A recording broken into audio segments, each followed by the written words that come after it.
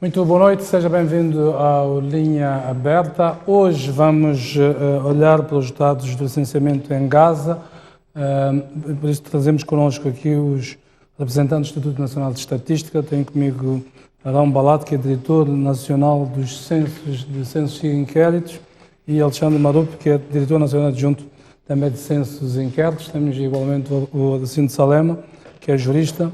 Com os três, então, que vamos tentar encontrar uma resposta à discrepância de dados que certamente muitos se deram conta nas últimas semanas e que foi, sobretudo, portanto, primeiro suscitada pelos dados do STAI, que mostravam, então, numa população de 1.422.000, portanto, 1.166.000 recenseados, que dava cerca de 82% do universo populacional, o que levantou então enormes suspeitas até que ponto 82% da população de Gaza poderia ter 18 ou mais anos. Na última semana, o Instituto Nacional de Estatística colocou no seu site portanto, os dados com população com 18 ou mais anos a nível de todas as províncias, e Gaza emergia então com 836.581, corresponde então a 57% da população de Gaza. Desde logo se notou a discrepância entre os dados do STAI e do Instituto Nacional de Estatística, e nas últimas semanas têm sido muitas as análises sobre quais são os dados fiáveis do Instituto Nacional de Estatística, os do STAI. Bom, para melhor esclarecer, nada melhor do que trazer as pessoas que trabalham com estes dados, precisamente do Instituto Nacional de Estatística. Penso aqui pelo Sr. Arão Balato, do Instituto Nacional de Estatística. Quais são os dados fiáveis desses licenciamentos? São os do STAI, são do INE? Qual é a vossa posição sobre isso?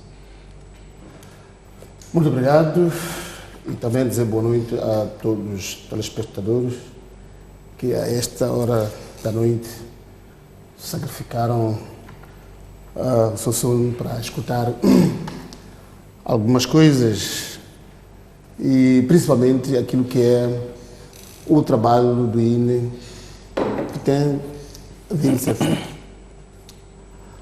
Para começar, é preciso esclarecer o seguinte, que o INE não está a vir aqui para obter aplausos de ninguém, nem para pôr asa na fogueira para alguém. O que de facto nós vemos aqui é tentar explicar e concentrar-nos naquilo que são os números produzidos pelo Instituto Nacional de Estatística, que é o órgão reitor oficial que produz os dados estatísticos oficiais neste país. Primeiro dizer o seguinte: o Instituto Nacional de Estatística usa, de facto, princípios de recomendações das Nações Unidas, recomendações internacionais, para levar a cabo a sua atividade de recolha de dados estatísticos. Neste momento estamos por quarto censo da população. Em outras palavras, estamos a dizer que temos 4 séries temporais desde a independência. E olhando a história dos dados destes 4 recenseamentos gerais de população e habitação, nota-se muito bem a sua consistência ao longo do tempo. O que nos leva a crer que o Instituto Nacional de Estatística está fazendo o seu trabalho, e é com estes dados que o Estado moçambicano, a sociedade moçambicana, tem vindo a prover serviços básicos à população do nosso país. Portanto, o INE é a fonte primária de informações vitais neste país. Exatamente. Resumindo, a fonte primária, o universo, a base, está no INE. Contudo, os dados são tornados públicos e qualquer entidade pega os dados, os usa no seu belo prazer. O que o INE, neste censo, o último censo, 2017, nós até não escondemos que tivemos uma margem de 3,8% em termos de A margem de erro, não é? margem de erro, não escondemos e mostramos por cada província qual foi a margem de erro, em todas as províncias, né? E dissemos à sociedade moçambicana: nós não conseguimos visitar esta percentagem da população em todas as províncias. A discrepância que se tem falado muitas vezes, já incluiu já há muito tempo, já na imprensa, nos levou a, de facto, a olhar o que terá acontecido, né? Quando se começa a duvidar os próprios dados produzidos pelo órgão reitor das estatísticas oficiais, nós também começamos a ficar preocupados. Preocupação número 1 é que, se há problemas, significa que a sociedade moçambicana deixa de utilizar os dados oficiais, começa a utilizar outros dados. E neste momento a credibilidade do Instituto Nacional de Estatística está a ser posta em causa, é preciso que se diga. Então, quando é assim, é quando de facto nós temos que intervir para olhar, para defender os nossos números, que os nossos números usam padrões internacionais, usam as recomendações das Nações Unidas. Não é por acaso que, quando nós entramos no terreno, nós fazemos a recolha de dados, baseando-nos nesses princípios. Também não é por acaso que levamos algum tempo para publicá-los, porque só podemos publicar quando nós tivermos tanta certeza que o número está certo. Portanto, em suma, os vossos dados são credíveis. Os nossos não dados... podem... Até não precisa ser o próprio Instituto a dizer isso. Acho que qualquer a ciência hoje está aberta para qualquer especialista. Não é só no Instituto Nacional de Estatística que tem demógrafos. Os demógrafos existem mesmo no país, mesmo fora do país. Pode-se fazer consulta para ver quais são os princípios que, de facto, norteiam a apresentação dos resultados que o INE trabalha todos os dias. Muito bem, deixe-me introduzir também o seu colega. Os dados do INE são credíveis, são feitos dentro dos padrões internacionais para esta área. O que é que explica então a discrepância entre os dados que esta entidade produz e os dados que outra entidade que diz que usou como base, no caso a Comissão Nacional de Eleições e o STAI, os dados que eles produziram? Mais objetivamente, o licenciamento arrancou a 15 de abril, devia ter arrancado a 1 de abril, terminou a 30 de maio. O STAI prevê registrar 7,3 milhões de novos eleitores nestas eleições, aquilo que disse publicamente. O INE diz na informação que colocou na sua página que enviou os dados ao STAI, os dados do censo de 2017 ao STAI, no dia 25 de maio de 2019.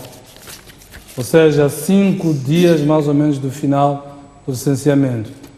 Alguém que chamava com alguma precisão que dia 25 de maio foi um sábado, ainda nem sequer tive ocasião de verificar.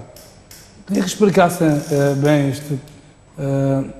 Há 5 dias do fim do licenciamento vieram os dados, o que é que isto significa?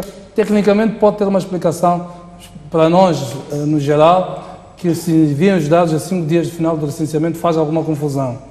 Podem explicar claramente, mais exatamente isto? Dr. Jeremias, talvez eu gostaria de explicar esse assunto, porque mexe exatamente com aquilo que é. O INE tem aquilo que nós chamamos acordos com o STAI, de troca de dados, troca de base de dados. Mesmo que o STAI não seja um órgão delegado do Instituto Nacional de Estatística, nós temos esse acordo com eles. O que o Instituto Nacional de Estatística fez quando vimos pressionado que o censo eleitoral ia começar e nós ainda não tínhamos dados prontos, divulgados, o que nós fizemos foi, em termos de população, nós tínhamos os dados aproximados, dados brutos, colhidos do terreno, do censo da população. Nós fizemos a coordenação com o STAI, entregamos os dados, sentamos com eles, explicamos como usar aqueles dados para garantir, montar a logística do censo eleitoral. Isso quando, exatamente? Isto antes de abril, antes de começar o censo. De facto, acho que semanas depois, antes mesmo do censo arrancar, o próprio STAI confirmou que o INE já passou os dados. Nós já tínhamos entregue os dados oficiais, os dados do censo de 2017, mesmo antes de serem publicados. Depois de publicarmos os resultados definitivos em abril, faltava um outro processamento para acharmos as taxas de crescimento por cada província, para ver se ajustávamos e depois passávamos os dados definitivos ao STAI. Assim o fizemos, é por isso que a 25 de maio, quando nós tínhamos tudo pronto, mesmo sendo sábado, eu pessoalmente é que fiz a entrega dos dados ao STAI.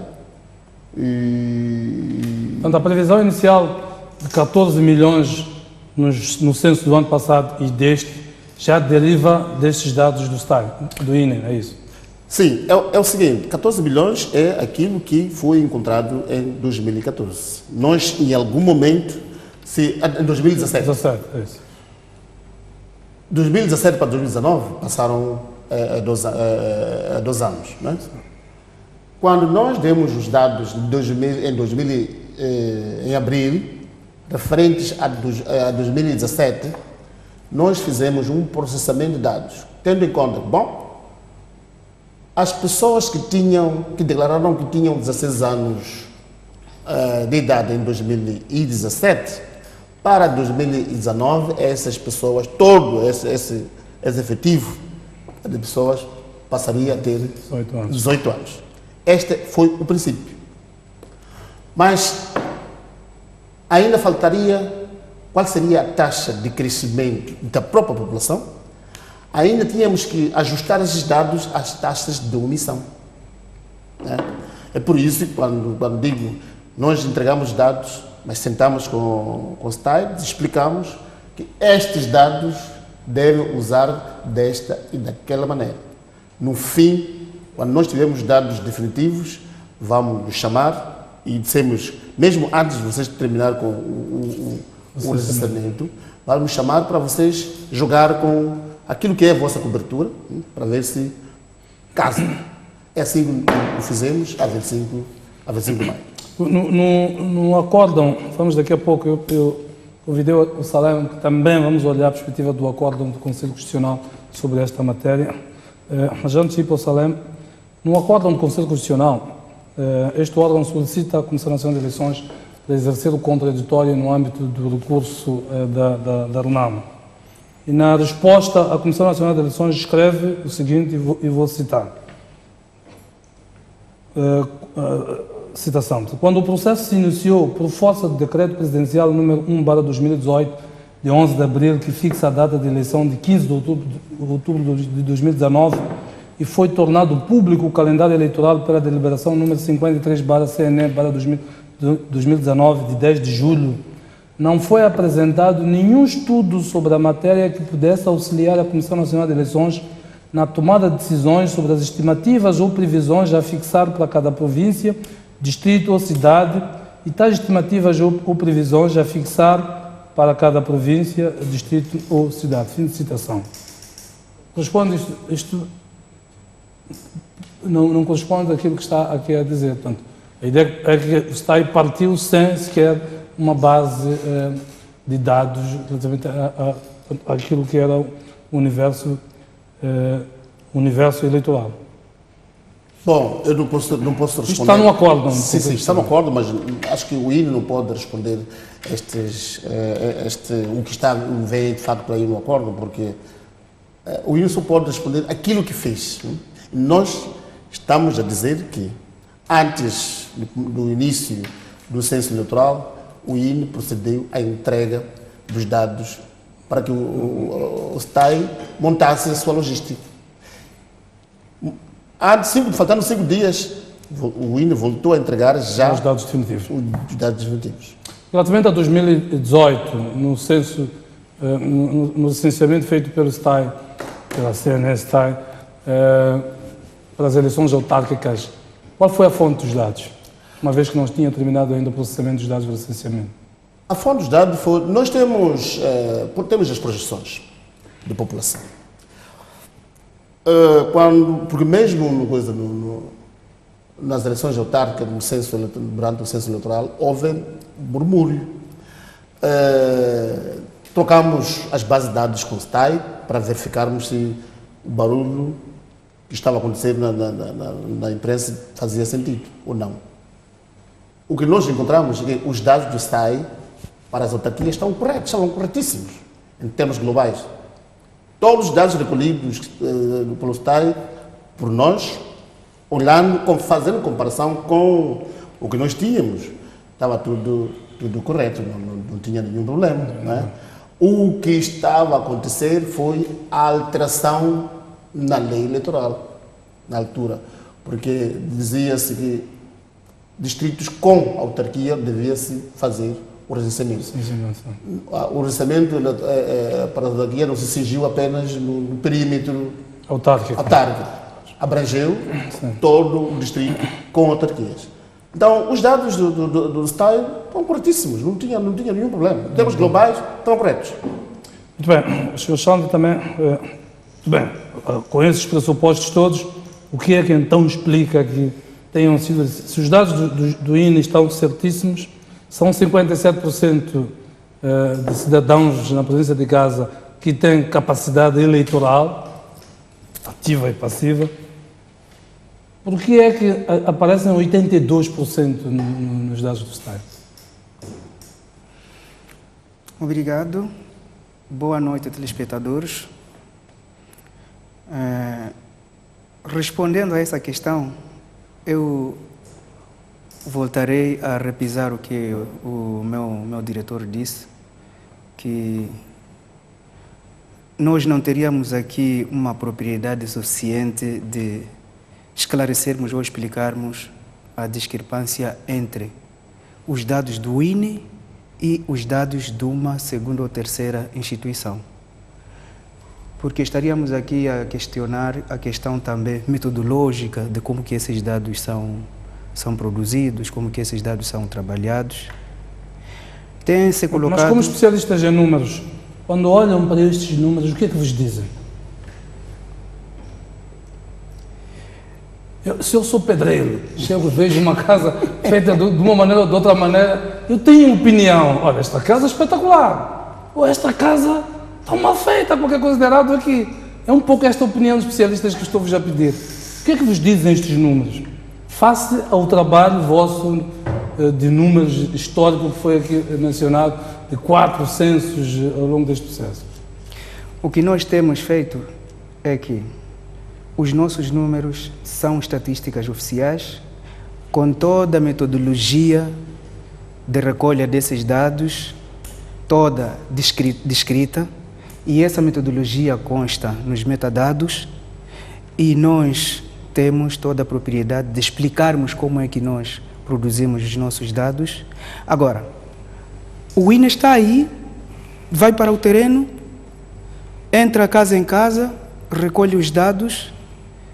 Esses dados são tratados e não são segredo, eles são disseminados para o uso de qualquer um, servir como uma referência.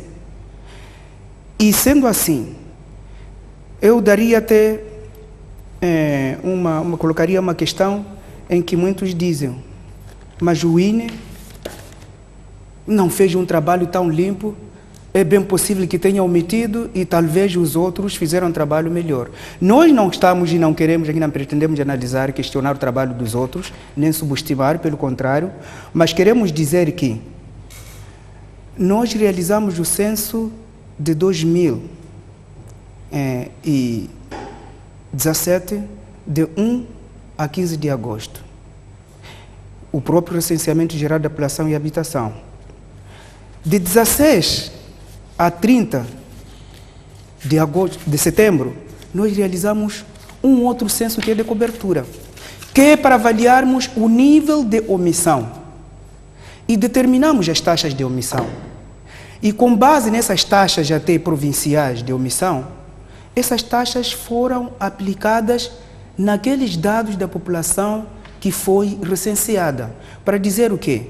Que aqueles que nós não conseguimos encontrá-los, para que não estejam fora de todos os processos de desenvolvimento do país. O que quero dizer com isso? Reconhecemos o que omitimos, mas repusemos. Fomos fazer reposição. E temos aqui também as projeções.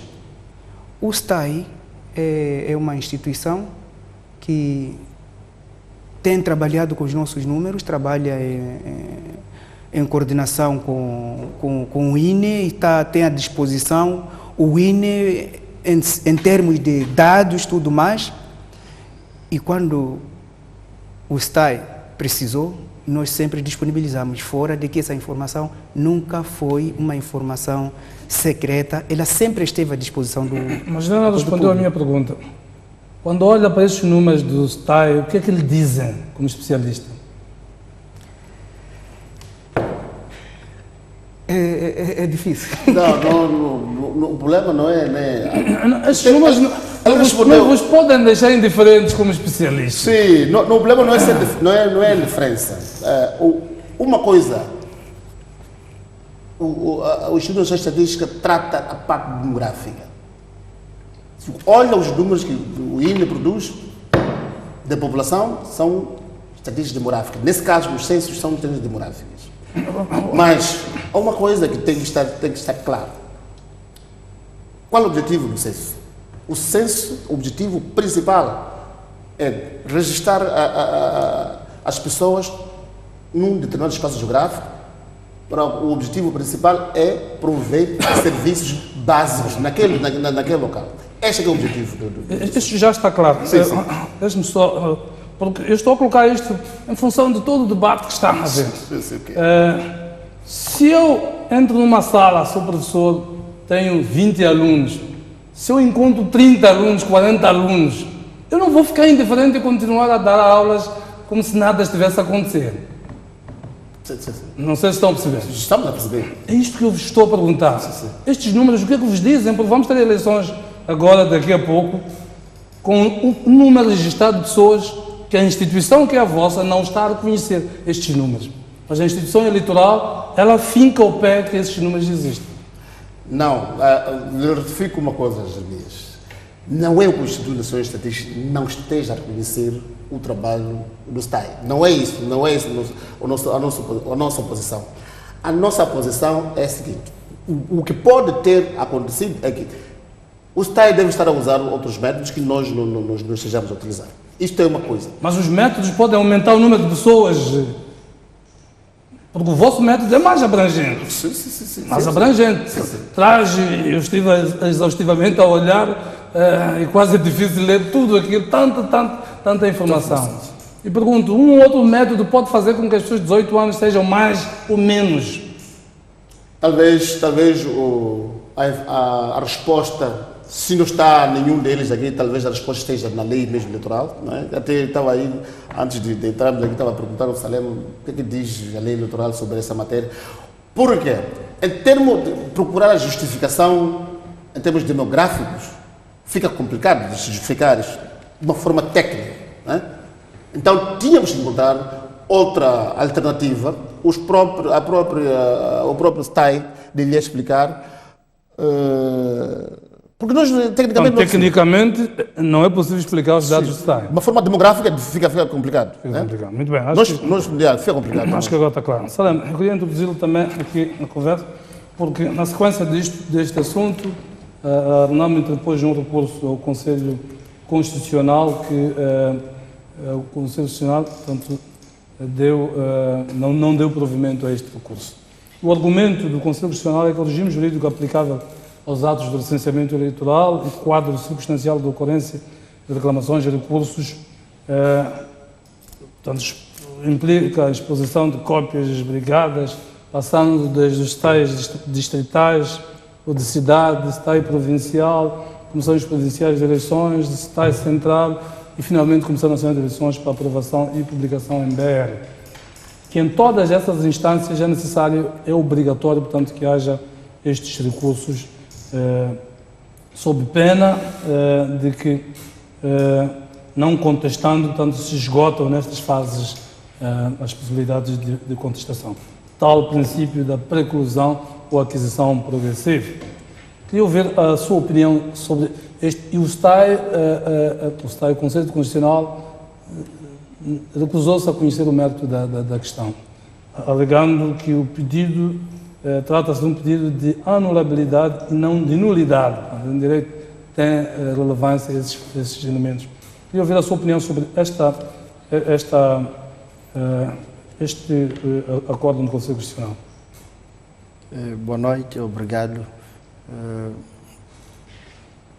Há que começar aqui por dizer que, infelizmente, o acórdão do Conselho Constitucional, ele próprio, não é o que era suposto ser oferecido a uma sociedade democrática como a nossa, nos termos do artigo 212 da Constituição da República, da função jurisdicional dos tribunais.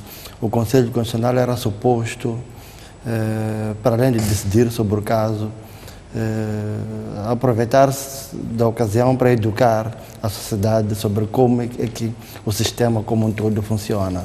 Não fê-lo, a decisão que tomou caiu como que de paraquedas. Olha que o Conselho Constitucional nem explica no acórdão o que é anulabilidade, o que é nulidade. Apenas se refere como que de passagem aos relevantes artigos. Faz uma demissão para o Código Civil, entretanto, sem o necessário enquadramento, sem a necessária explanação daquilo que é o alcance disso. Essa é uma questão introdutória. Por outro lado, é bom termos presentes que o procedimento eleitoral é, em bom rigor, um procedimento administrativo. Sendo um procedimento administrativo, é um procedimento que figura como um conjunto de atos e formalidades que possuem uma conexão entre si.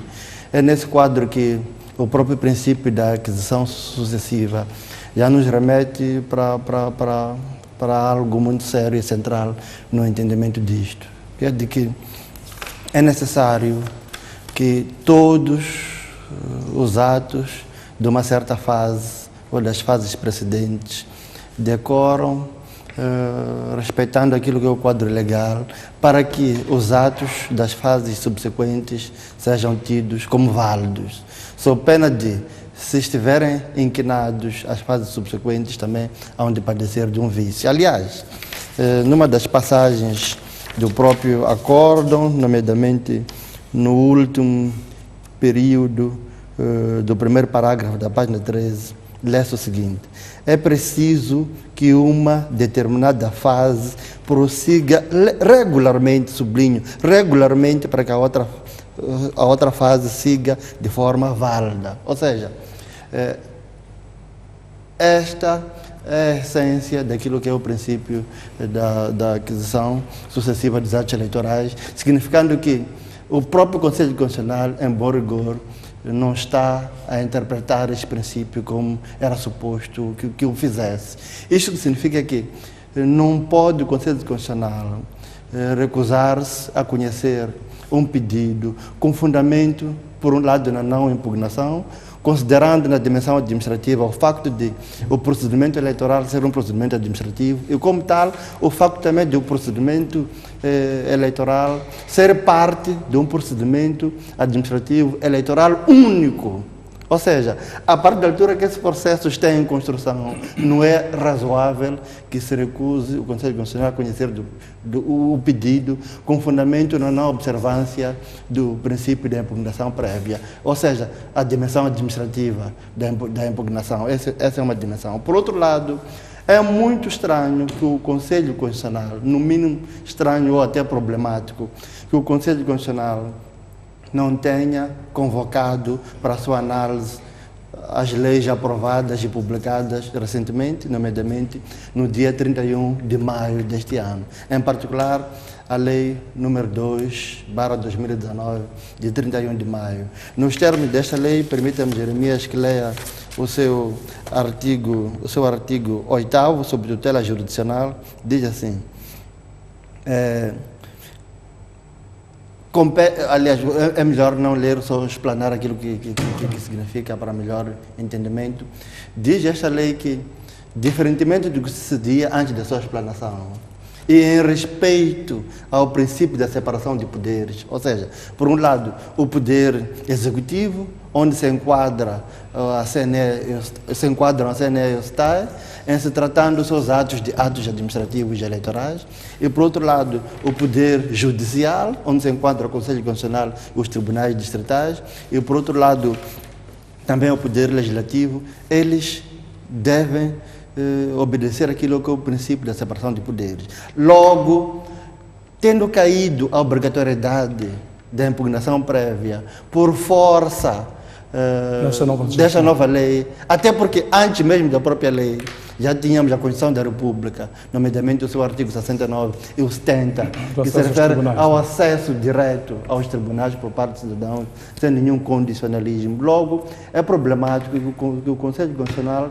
tenha feito essa interpretação e tomado essa decisão sem, em desrespeito ao que estabelece o próprio Código Civil quanto à disciplina de interpretação das leis, sem olhar para aquilo que é o sistema jurídico como um todo. Ou seja, sem referir-se ao facto de a legislação eleitoral ter registrado uma progressão e com essa atualização existirem procedimentos que antes, fazendo de contas que a Constituição não está lá, antes não eram mandatórios, aliás, eram mandatórios, eram imperiosos, eram obrigatórios, mas que agora já não são. Ou seja, e sendo o procedimento eleitoral único, não faz sentido que o Conselho Constitucional tenha se recusado a conhecer o pedido,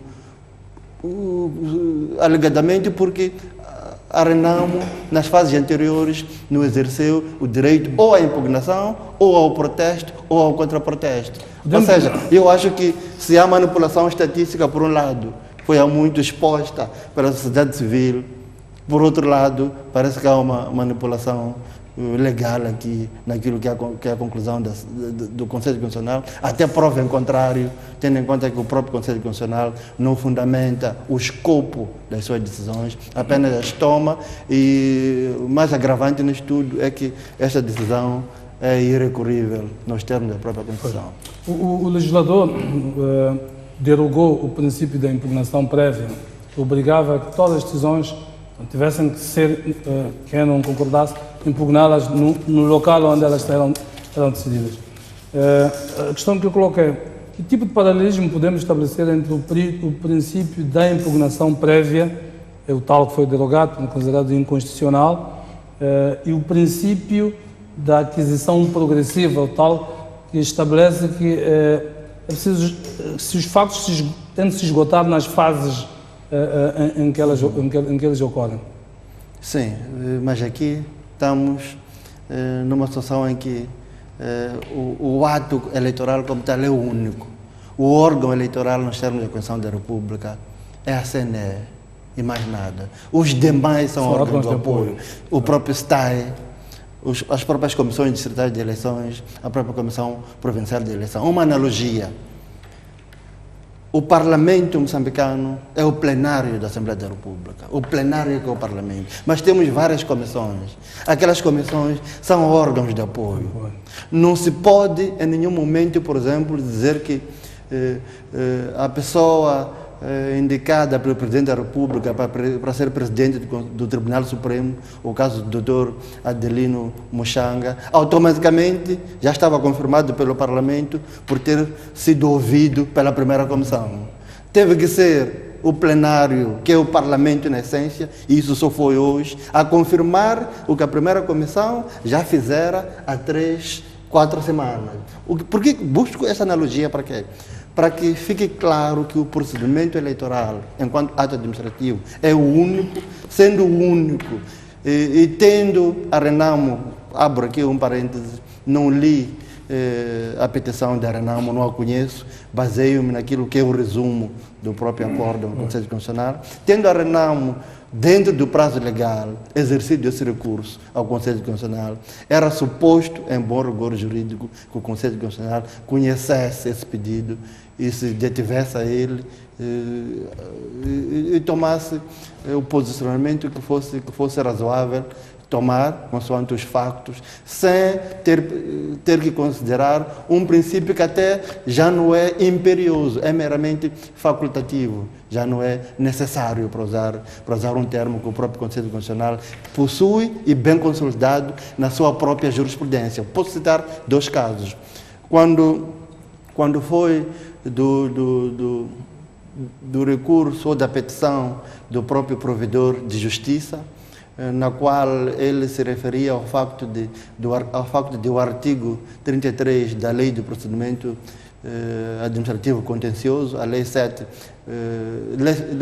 para 2014, ser inconstitucional. O Conselho Constitucional deu razão ao provedor de justiça, considerando que não se pode condicionar o acesso à justiça com fundamento na não definitividade do próprio ato administrativo. Como acontece na legislação laboral, não é? Exatamente. Então, eu acho que o Conselho Constitucional não foi, até prova em contrário, não foi feliz, até porque, em bom rigor, era suposto que tivesse consultado a autoridade estatística da República de Moçambique, que é o INE. Se tivesse feito isso, o INE teria dito aquilo que aparentemente não foi referido pela CNE quando consultada, quer dizer que houve este processo todo de discussão, existem fórmulas, e que depois, antes do fecho, houve a entrega de dados finais. E era esse momento para que se pudesse preservar ou proteger o interesse público, que é a integridade dos dados nisto tudo. Acho que a própria CNE ainda nos deve uma explicação como cidadãos, como contribuintes deste Estado, como acionistas deste Estado, como parte deste país, porque sem isso vamos ficar nesta nuvem sobre si. A decisão do Conselho Constitucional, ela própria baseou-se em princípios ou também em elementos factuais que são bastantes para aquilo que se esperava. Salame, volto a si, queria de novo nossos convidados aqui do Instituto Nacional de Estatística. O mapa que nos é dado aqui pelo Instituto Nacional de Estatística, para quem quiser verificar estes dados, é só ir mesmo ao site www.in. Podem me ajudar? O site é www. As pessoas que estão a acompanhar e querem ter mais elementos. O site é www.in.gov.mz. Exato. Pode ter acesso a esta planilha, estamos a ver aqui. Esta planilha diz-nos que a população com 18 ou mais anos em 2019 são 15.692.770 pessoas. E os dados aqui, portanto, a Comissão Nacional de Eleições trabalhou com uma previsão de 14.283.519. Ou seja, enquanto a sociedade civil anda a reclamar que portanto, há 1 milhão, pois, 1 milhão e qualquer coisa, há cerca de 1.400.000 pessoas que não estão na previsão da Comissão Nacional de Eleições. Então, a sociedade civil reclamava que o STAI tinha uma previsão de 14 milhões 283 mil, inscreveu 13 milhões 161 mil, toda a gente pensava, portanto, que há 1 milhão e 100 mil aqui que não se licenciou. Se olharmos para os dados do Instituto Nacional de Estatística, vemos que as pessoas que não se licenciaram são, portanto, 2 milhões e 500, mais ou menos, 2 milhões e 500, sensivelmente.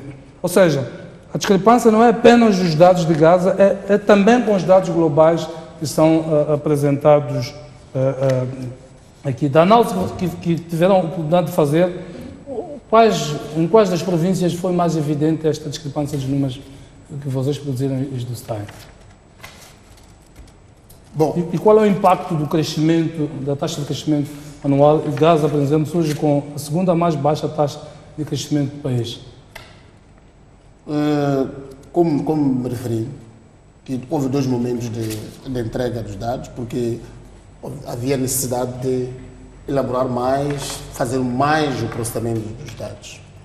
Já os dados finais incorporam a taxa de omissão. Nós tivemos que incorporar a taxa de omissão. Como o colega se referiu, que bom, aqueles que não foram recenseados, para não estar fora do desenvolvimento do país, em algum momento existem modelos matemáticos para incorporá-los como se estivessem recenseados.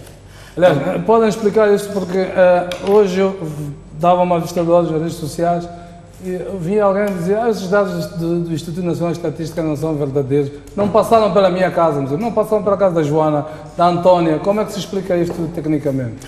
Exatamente isso. Por isso que logo a partida, quando eu explicava que nós, durante o lançamento dos dados definitivos, fomos claros, fomos transparentes a dizer que tivemos uma omissão em todo o país e por cada província mostramos a taxa de omissão da população que não foi recenseada. A pergunta que se colocaria é: esta população omitida é um problema?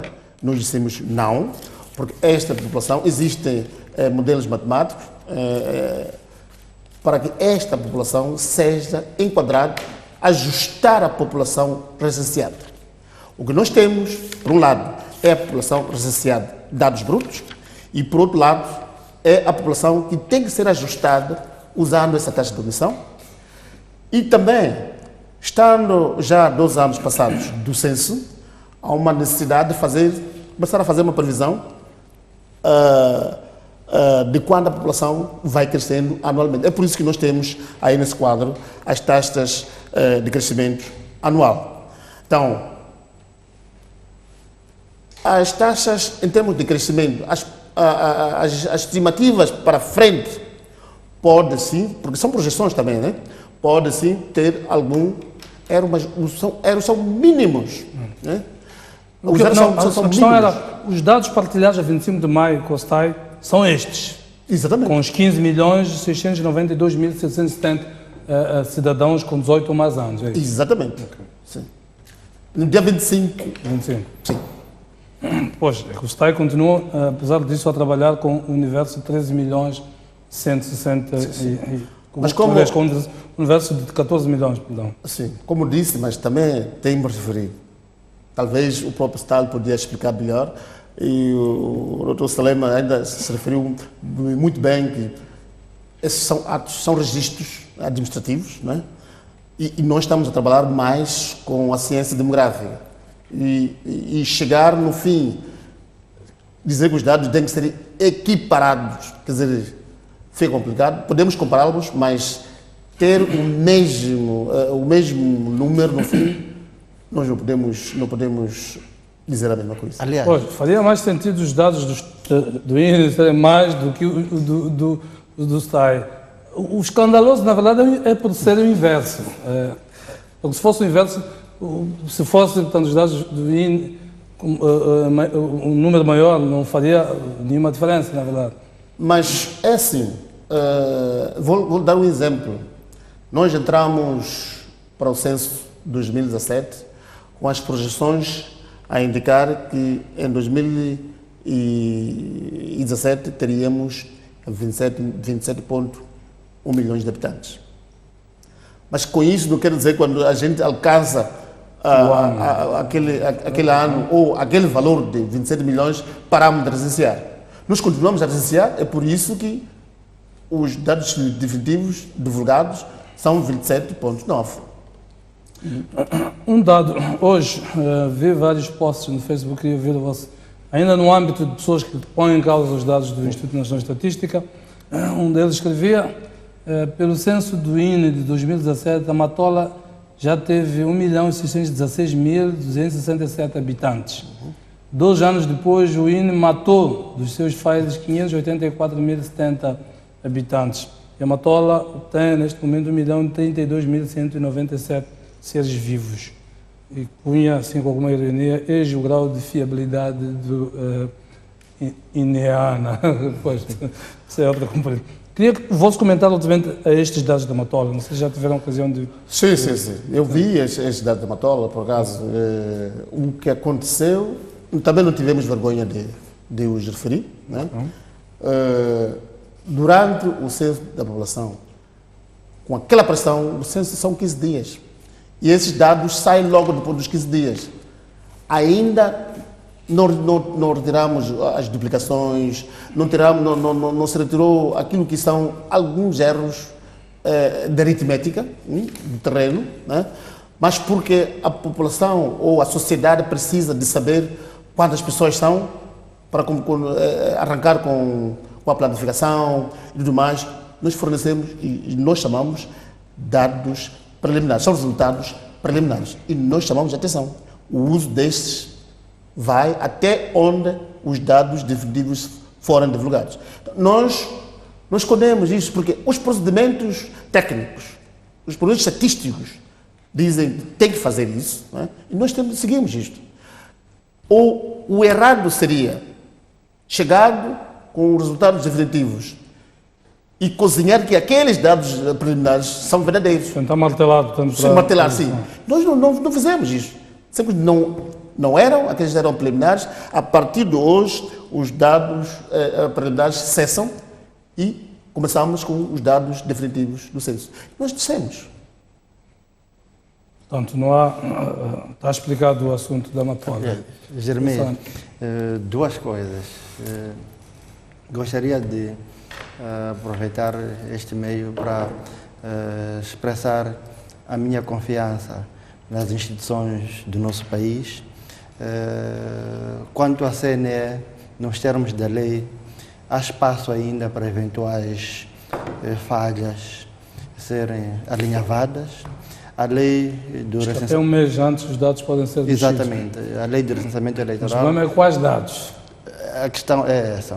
Nós, como humanos, sendo esse o caso, como instituições, não devemos ter receio de nos reencontrarmos com a realidade, sendo esse o caso, havendo até evidência científica para o efeito.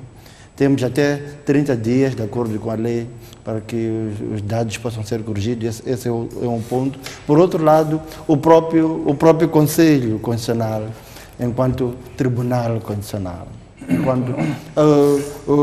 Em que é que ficamos nesta altura, face ao facto de ter já havido um acórdão irrecorrível, como se sabe?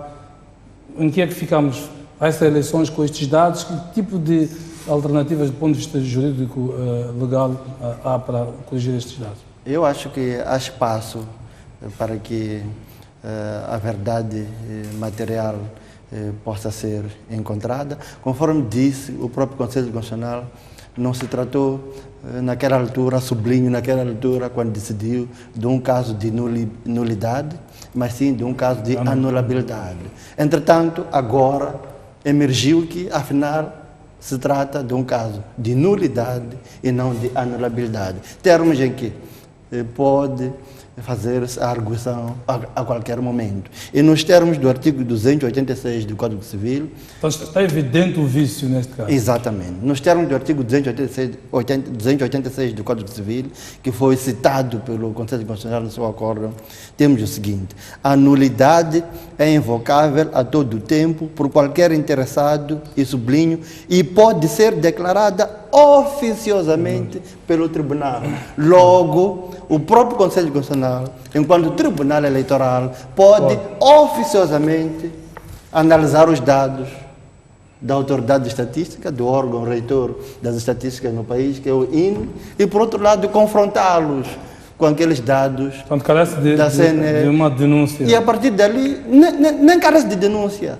O Conselho Constitucional pode fazê-lo oficiosamente. A partir da altura ele toma conhecimento. E já tomou conhecimento nos termos de 286, que ele próprio fez questão de citar no acordo. O Conselho Constitucional pode ele próprio decidir consoante a nova realidade e a partir dali instruir, sendo esse o caso, a própria CNE para se reencontrar com a integridade do processo. Muito bem, já temos a nossa linha aberta aí e queríamos ouvir, portanto, face ao debate todo público que este assunto tem estado a suscitar, as perguntas que as pessoas têm aqui, os nossos convidados do Instituto Nacional de Estatística, para esclarecimento. Nós tínhamos convidado, inclusive, para este programa, representantes da Comissão Nacional de Eleições para virem cá também esgrimirem os seus argumentos. Infelizmente, não aceitaram o convite. Já temos em linha o primeiro telespectador, o Sr. Januário, fala-nos a partir de Maputo. Boa noite. Boa noite. Sim, faz favor. Bom, eu gostaria, em primeiro lugar, de saudar o painel e dizer que, olha, eu estou aqui a acompanhar o programa, por acaso está interessante, mas eu gostaria que os nossos painelistas pudessem ser pessoas que trazem matéria-prima, matéria bem cozinhada, porque parece que eles estão a ficar encurralados com a informação que estão a dar. Eles não estão a ser precisos nos dados que estão a dar. E quanto às questões que têm sido colocadas, eles não estão a responder com êxito. Quer dizer, Sr. Januário, pode colocar uma questão concreta para... Eu, enquanto o senhor está ao telefone, vou pedir para que ele responda, por favor. Sim, por exemplo, quando estava a falar de Gaza, eles, quando perguntavam a eles qual é o ponto de vista deles mediante os resultados obtidos e o ponto de vista deles pessoal como técnicos, eles ficaram encurralados todos. Mas a verdade é que quando tu olhas para algo anormal na tua área ou na tua casa, quando tu entras na tua casa e deixaste a porta trancada e tu chegas, a porta está aberta, não tem ali a fechadura, tu tens um ponto de vista, tu vais ficar, pô, o que está a acontecer, né? É isto que eles deviam deixar claro, que olha, para nós o ponto de vista é isto, mas não, eles ficaram encurralados, ficaram indiferentes, tentaram artimanhas, né? E ver se podiam fugir do assunto, mas eu queria pedir, sem ofender, que eles pudessem voltar a responder essa questão. Porque a questão de Gaza é uma questão que, olha, é muito pertinente. Nós temos que seguir nesse caso. Muito bem, muito obrigado, Sr. Januário. Penso que a sua questão está clara. Vou voltar a fazer-lhes responder de uma forma subreptícia. Mas o Sr. Januário pede que voltem a responder a esta questão. Vou dar-vos a oportunidade. Vamos ouvir outros telespectadores. Não sei se temos alguém já. Bom, não temos ninguém nesta altura. Não sei se podem voltar a responder a esta questão do Sr. Januário. Vou cortar-vos muitas vezes nesta altura, entendendo que é o dos telespectadores. Bom, deixe-me só ir a Zambésia, ao encontro de um telespectador que nos fala na condição de anonimato. Boa noite. Sim, boa noite. Boa noite, por favor. Painel. Sim. O tema é interessante. É interessante na medida que o moçambicano, cada vez mais, com o alto índice de escolaridade, cada vez mais precisa de ficar informado. Então, o que está a acontecer? A estatística já fez a parte dele, já forneceu dados. O STAI, quer dizer, temos que acreditar que é uma instituição política. Então, os homens da estatística aí, tudo indica que não estão preparados para diretamente explicar o que aconteceu. Então, eu vou me inspirar muito no que dizia o jurista Estelo de Salema aí, que eu já li várias obras dele, na academia, etc. E há oportunidade ainda da CNE, o STAI, vir se redimir e retificar os dados. A lei é muito clara, são 30 dias antes das eleições. Então, irmos aqui dizer que não, os da estatística devem responder, eles também não têm como dizer que não, o STAI foi infeliz ou nós é que fomos reais. Aqui nós vamos criar um paradoxo, tendo em conta que o topo sempre ilumina a base. Então, isso acaba criando aqui, nós não podemos levar as pessoas a responder a algo, aquilo que chamamos de ignorância. Quer dizer, eles não têm como também. Vamos deixar os políticos decidirem. É o tempo da opinião pública responder a questão e dizer que não. Quer dizer, 300 mil habitantes, quer dizer, não é uma falha, é uma questão propositada, uma questão arrogância, quer dizer, propositada, frustração eleitoral. Então, essas coisas todas dá espaço para vir impugnar esses resultados e pedirem sinceras desculpas ao público. Muito bem. E uma última questão que queria colocar aí, Sim, no sim. nome de estatística, onde é que para a questão de agentes de cartografia? Ainda não estão a dizer nada, eu já te coloquei ainda nesse programa, o meu técnico de estatística é do meio, não me respondeu, dizer que até o mês ia arrancar, até agora não estão a dizer nada. Boa noite, obrigado. Muito bem, vamos dar a oportunidade para responder a essa questão. Mantemos a linha aberta para ouvirmos então outros telespectadores sobre esta questão dos números ou outras que julgarem necessárias colocar aqui ao Instituto Nacional de Estatística ou mesmo ao Salema relativamente ao conteúdo do acórdão face aos dados novos. Vamos ao encontro do Sr. Mamudo, fala-nos a partir da Matola. Boa noite. Sim, boa noite, Jeremias. Sim, sim. Boa noite, o painel aí. Olha, eu também partilho a mesma preocupação de outros ouvintes. Os convidados aí não estão a esclarecer as coisas como devem ser. Mesmo o doutor aí também na área de estatística, não é? As coisas devem ser claras, precisas. 2. Esses dados de Gaza, para além do lado técnico, é preciso se analisar também o lado político. Ultimamente,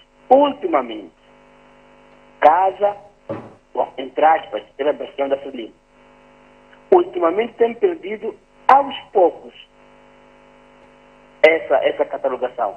Quer dizer, a oposição tem aparecido com alguns números em termos de votação ou em termos de voto. Será que é a população de Gaza que está a mudar o seu comportamento em relação à Frelimo? Ou paulatinamente tem vindo pessoas de outras religiões que é para vir corroer esse domínio da Frelimo em Gaza?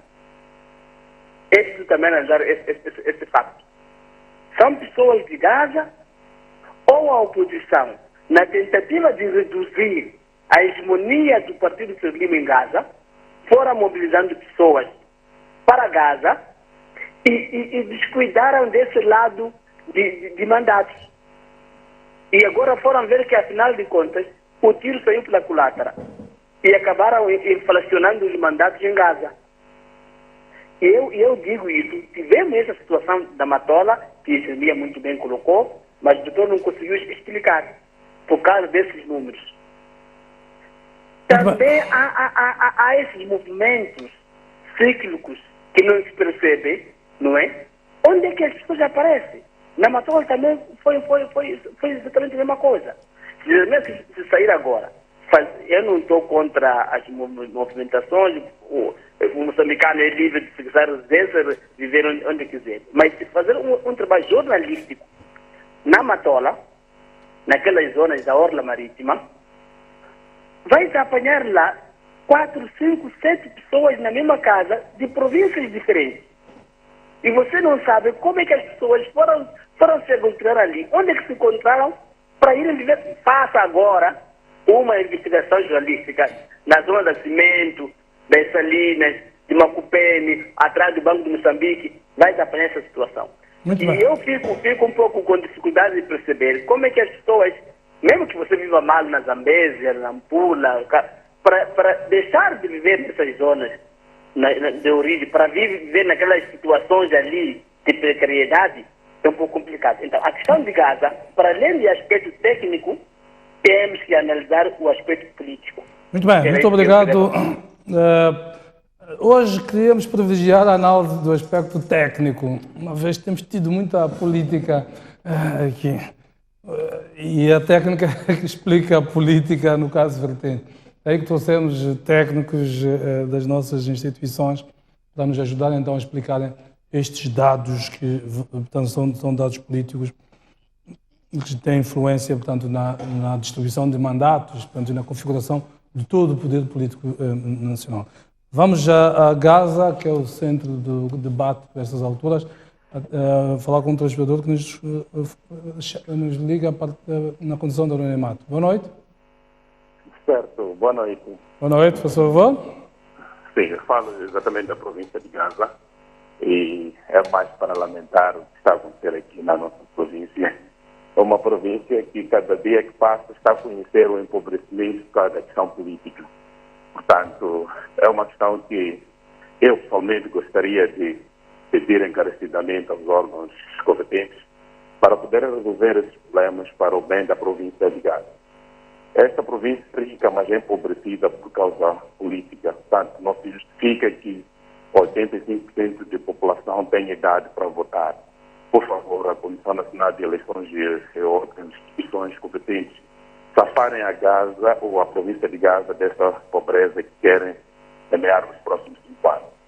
Não é possível que nós tenhamos esses números em muito pouco tempo, mesmo com as projeções que estavam a ser referidas aí, que até 2019 teríamos um número X de população. Portanto, onde é que estavam até 2017 pessoas que nasceram em 2017 para completarem 18 anos e capazes de poderem votar em 2019? Portanto, esse é um problema muito sério.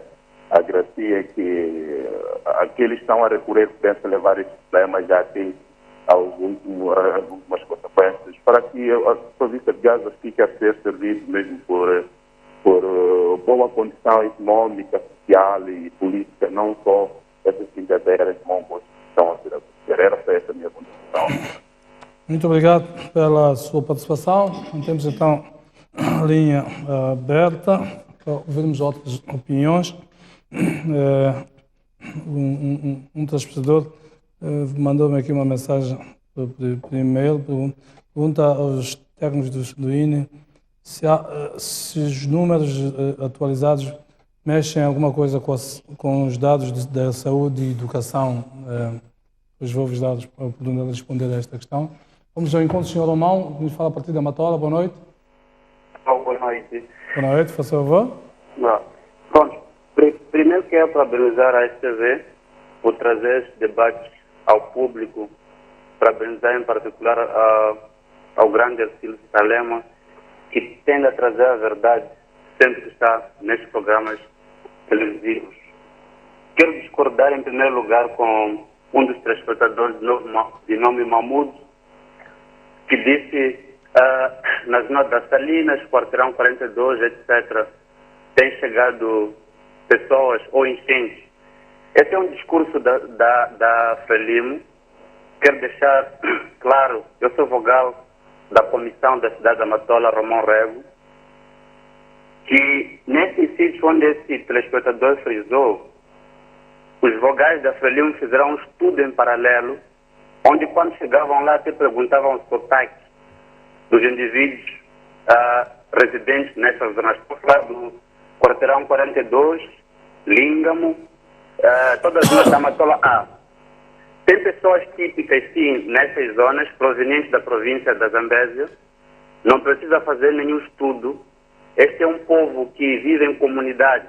Quando um vem aqui, ele procura chamar os seus irmãos. Eles vivem de pesca e vivem de venda de crédito nessa zona da Matola A, quase toda ela.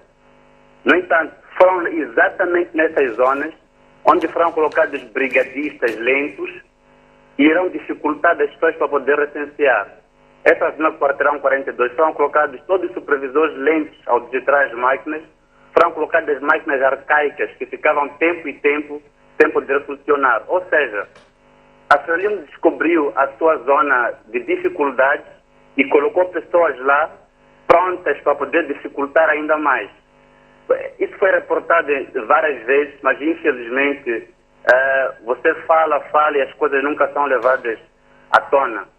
O que tem que acontecer quanto à província de Gaza é, de facto, a CNE sentir a vergonha do que fez e voltar atrás. Agora, quanto aos nossos técnicos que estão aí, penso eu que devem ser mais profissionais. Vocês foram formados para, de facto, representarem o país em várias vertentes. No entanto, é o momento de poderem mostrar aquilo que foi o vosso conhecimento acumulado durante o percurso estudantil. E pronto, deixar de tapar o sol pelas peneiras. Muito obrigado. Muito obrigado pela sua participação. Mantemos a linha aberta para ouvir outros telespectadores. Enquanto não ligam, alguns dados que me vão chamando a atenção aqui, que eu gostaria de ouvir o vosso comentário.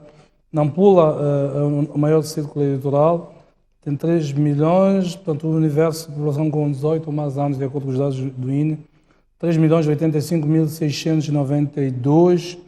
O STAI, portanto, tinha 2.793 como previsão. Portanto, 2.793, significa que Zambésia também, 2.733, está a previsão de estar a 2 milhões, portanto, 700, quase 700 mil pessoas com 18 anos a menos na previsão do STAI, que é muitíssimo. Mas deixe-me ir ao encontro a Matola, encontro de um telespectador. Boa noite.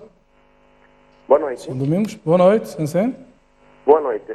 Bom, está a falar aqui com Domingos, da Matola. Exato. Assim, eu estava aqui, estou atentamente a ver o programa, e o certo é que pela forma em que eu analiso o programa do dia de hoje, é que o erro está no próprio programa não ter convidado. Percebi que convidou e não aceitaram os membros do CNE. Então, a falha acaba estando ali mesmo. Porque os técnicos da estatística, eu estava muito bem a ver o senhor do casaco castanho, que é técnico do INE, ele esteve a explanar muito bem em relação àquilo que são as metodologias que o INE usa para tratamento desses dados que difundiram. Agora, naturalmente que, enquanto não houver a contraparte para responder a inquietação do público, fica difícil de eles responderem por outros. Naturalmente que um órgão de estatísticas oficiais, que é o órgão reitor, conforme ele disse na introdução do programa, enquanto que a contraparte também trata de estatísticas eleitorais, que não abrange o seu todo. Então, a minha opinião é de que a pessoa ou a entidade, a instituição, no caso, certa para responder à discrepância dos dados do INE, em comparação aos dados da CNE, é a própria CNE. Seria um confronto direto entre o INE e a CNE. Ali sim, nós teríamos a verdade à tona. Porque o INE está a dizer uma coisa, e nós, como moçambicanos estudados, permita-nos essa expressão, temos que ter em conta que o órgão reitor de estatística oficial do país é o Instituto Nacional de Estatística. Que eu saiba, quanto estudante, não existem duas instituições que produzem estatísticas oficiais. Muito bem. Estatísticas é reproduzidas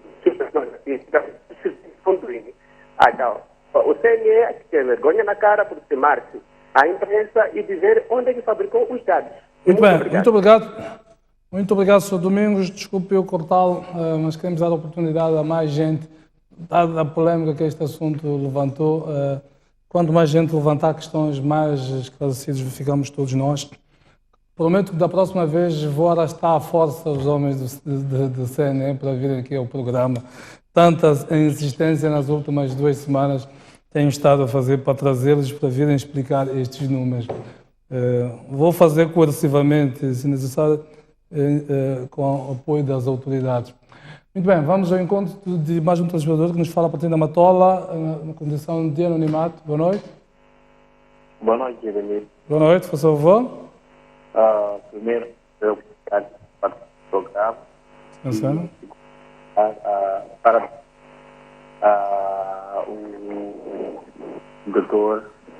o doutor jornalista de Salema, que teve a coragem de voltar do isso para estar a lutar a terceira participação. E estão aí a participar do programa serviços de gente. Estamos esperando que sofreu um atentado com a vida, mas simplesmente vê a televisão a defender o moçambicano, a defender a igualdade que quer na sociedade. Então, os senhores que estão aí e acredito que devem levar a sério a sua presença, porque os moçambicanos estão à espera de uma intervenção de grande responsabilidade, uma intervenção respeitosa. Já passamos os representantes que não necessariamente responde daquilo que era o assunto eleitoral feito nos meios. Então, temos que acredito que a esperança já está no hino, porque hoje ouvimos que existe um acórdão novo que foi deliberado e na qual pode correr para que os resultados sejam isso. Então, a esperança hoje que está a repetir a flexibilidade que vai me disponibilizar.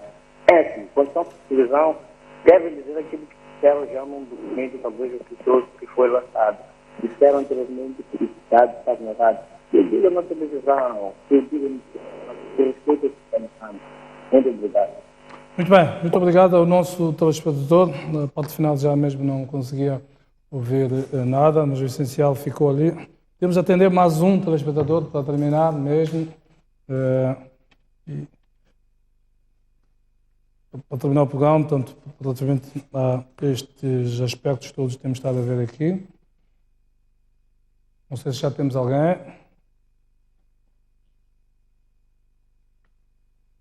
Bom, mantemos a linha aberta para atendermos o último mesmo e depois voltamos aqui aos nossos convidados. Como nós dissemos, portanto, mantemos o convite sempre aberto ao STAI para vir explicar. A Comissão Nacional de Eleições, na verdade, é para vir explicar. Temos indicação, o Sr. Jonas, fala do Partido Maputo. Boa noite, Sr. Jonas. Vai ser o nosso último telespectador. Ok? Faça favor. Sim, o debate está a ser muito interessante, mas nós estamos a perceber porque é que não está presente os homens da CNE. E quanto a esse assunto, é difícil perceber onde é que está a verdade. Se a estatística falhou ou o Conselho Nacional das Eleições é que falhou. Não está convencido com a explicação dada aqui pelos homens do Instituto Nacional de Estatística? Não digo, porque a outra parte para se defender não está presente, é difícil saber onde que está a verdade. Porque as duas instituições podiam se entrar em consenso, saber onde que houve o lápis em relação aos dados. Muito bem. É tudo, Sr. Jonas. Sim. Muito obrigado pela sua participação. Foi o nosso último telespectador. São várias questões que foram aqui levantadas. Vou pedir aos representantes aqui do Instituto Nacional de Estatística para poderem explicar isto. Via também um dado que me saltou à vista nos resultados que foram anunciados do censo há alguns meses. A população com até 18 anos era 46,9%, se não estou em erro. E nesta atualização nota-se alguma mudança, para ver se podem explicar também estes dados. Muito bem, há várias questões que foram levantadas e então que eles pudessem responder. Muito obrigado a todos que cá telefonaram.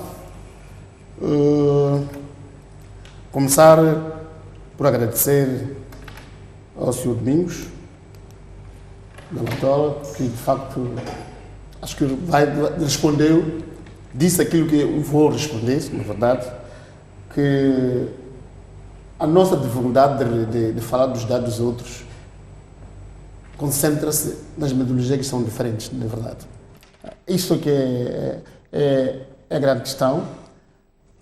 Não podemos justificar, eu já tinha dito que cientificamente usarmos estatísticas demográficas, a teoria demográfica, ficaria difícil eu responder isto. mas talvez existam outros instrumentos eleitorais aprovados que possam justificar isto.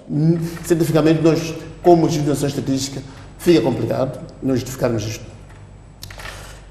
Esta aqui é a questão quando o Sr. Januário, o Sr. Mahmoud, e mesmo o anonimato, que diziam, mas não estamos a dar voltas.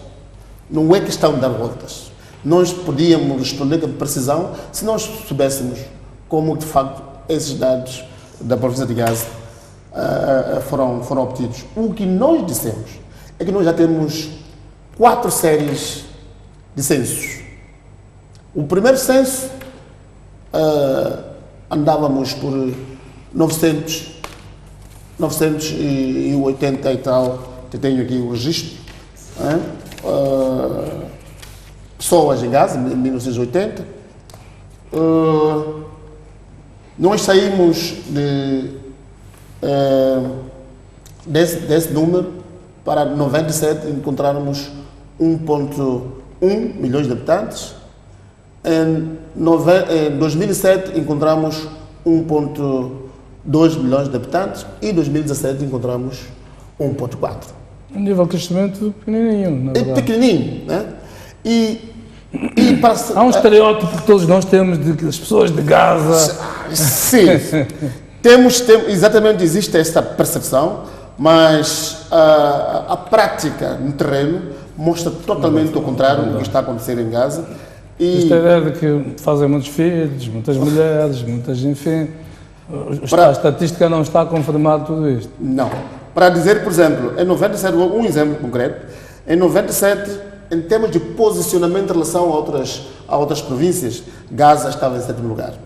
Mas quando chegou em 2007, baixou um lugar, né, de 7º para 8º. Em 2017, saiu do 8º para o 10º. Porque está a descer. Descer ainda mais. Está a descer, mas em termos de importância da sua população, comparando com as outras províncias. Então, este andar, este ritmo de crescimento da população da província de Gaza, com esses 4 séries temporais, mostra que, de facto, a informação da estatística é consistente. Pois. Então, o que estamos aqui a dizer é que, em termos estatísticos, o censo da população que nós fazemos 2 tipos de censo, nós chamamos censo de jure e outro censo de facto. Por exemplo, quando fazia a pergunta sobre Matola, por que Matola, de repente, de 1.600.000, depois... É que nós, com os resultados preliminares, divulgamos até, digamos, resultados do censo de facto. Aquilo que foi registrado naquele momento do terreno. Os definitivos expurgam-se todos os visitantes, expurgam-se todas as duplicações feitas. Então, estes são procedimentos, são princípios básicos para fazer estatísticas demográficas. Alguém me está a alertar aqui que há um erro estatístico que aquela publicação Ideias 113 apontava relativamente aos dados de 2007, que é o caso de Gaza, em que no lugar de 1,2 milhões apontava 2,2 milhões. Sim, eu vi isso na imprensa. Até quando vimos isto na imprensa, ficamos preocupados, andamos à procura de qual a fonte de dados. Né? Não era o censo de 2007, não? Não. Estou na estatística há 30 anos, eu acompanho, estou nessa área desde que comecei a trabalhar. Né? Então, esse número, de facto, não existe em nenhuma das publicações do INE. Né? Nós ficamos perdidos, andamos à procura para ver se existia alguma projeção feita. Porque Gaza, para atingir 2,2 milhões de habitantes, nas nossas projeções, é 2040. Se eu olhar nas projeções baseadas no censo de 2007, Gaza só atinge 2 milhões de habitantes em 2040. E, nessa altura, é que terá pessoas maiores de 18 anos, quer dizer, pessoas com capacidade eleitoral, se a lei continuar em vigor dessa forma, mais ou menos o número de 1,2 milhões de pessoas maiores de 18 anos, em 2040. Agora, Dizer que os órgãos eleitorais estão adiantados uns 11 anos, mais ou menos. Adiantado ou não, mas eu estou a falar daquilo que é a ciência, da nossa teoria demográfica, as nossas projeções, se consultar as projeções do INE, que vão até 2040, há de encontrar que atinge 2 milhões de habitantes em 2040 e nessa altura terá exatamente uma população com idade eleitoral exatamente 1.2 nessa altura. Muito bem, e as outras questões? As outras questões, acho que aqui o problema foi de SMS que os dados do censo mexem com a SMS que esteve aí. Educação e saúde. Sim, educação e saúde mexe. Na verdade, logo se atualiza o universo populacional, todos os setores têm que entrar a verificar as suas estatísticas. Isto, em todos os setores, nós chamamos de atenção, tem que verificar as suas estatísticas. Neste momento, acho que todos os setores estão a fazer exatamente esse trabalho. Tem que mexer, não tem como não mexer, ou para baixo ou para cima. Os outros, eu só registrei contribuições, mas houve uma pergunta que está fora daquilo do debate, que é a questão, temos como uma atividade dependente, que chama-se cartografia, desde o ano passado, então está a sofrer muitos atrasos, são atrasos meramente administrativos, não porque o IDE não queira entrar no terreno, acho que é uma pergunta das ABES, não é? O próprio diretor adjunto está mesmo na área, até por esclarecer melhor. Muito bem, eu passo precisamente a ele, Sr. Alexandre Maru. Esta e outras questões que julgar ainda pertinente esclarecer. Sim, muito obrigado a todos. Foram contribuições muito válidas. E dizer que nós estamos dia após dia nos capacitando. A tecnologia ela é muito dinâmica e nós não estamos parados. E volto aqui a reafirmar que nós, em todas as nossas operações, temos contado com um olhar externo para garantirmos que realmente estamos no bom caminho e não estamos ficando atrás. E todos os procedimentos tecnológicos e técnicos nós temos seguido. E dizer aqui que as pessoas confiam nos resultados que nós tiramos, porque são resultados realmente, não só meramente por serem oficiais, mas são resultados que obedecem todo o critério e toda a metodologia usada, ela vem descrita nos relatórios. E para nós, não consideramos que quando se falou da comparação dos dados do INE e do STAI, e nós dissemos que não tínhamos muita propriedade de falarmos dos dados dos outros, pura simplesmente em ciência, em poucas palavras eu vou dizer, não se pode comparar dois pesos diferentes. Nós não sabemos qual foi a metodologia usada pelos nossos colegas. Então, ali onde está a nossa dificuldade. E espero que nos entendam. E nós estamos abertos, para nós foi e será uma grande oportunidade ímpar se voltarmos a convidar para estarmos aqui com os colegas do STAI. Os nossos dados estão expostos até em redes sociais. Nós temos no YouTube, temos o Face, etc, etc. Temos a nossa página. Estão lá os dados. Qualquer dúvida, tem lá também os nossos contatos. Temos pessoas que podem ser contactadas para explicar ou esclarecer qualquer dúvida que os usuários possam ter. Então, era só para agradecer a todas as contribuições. E em relação à cartografia, realmente, como o meu diretor disse, apenas estamos dependendo de assuntos burocráticos, administrativos, que devem ser mesmo seguidos, porque é uma grande operação e envolve valores que não pode o fornecedor dos equipamentos de que estamos à espera agora, ele não pode dar um passo à frente sem que todos os procedimentos, como é o caso concreto, o visto do Tribunal Administrativo, antes de sair não se pode.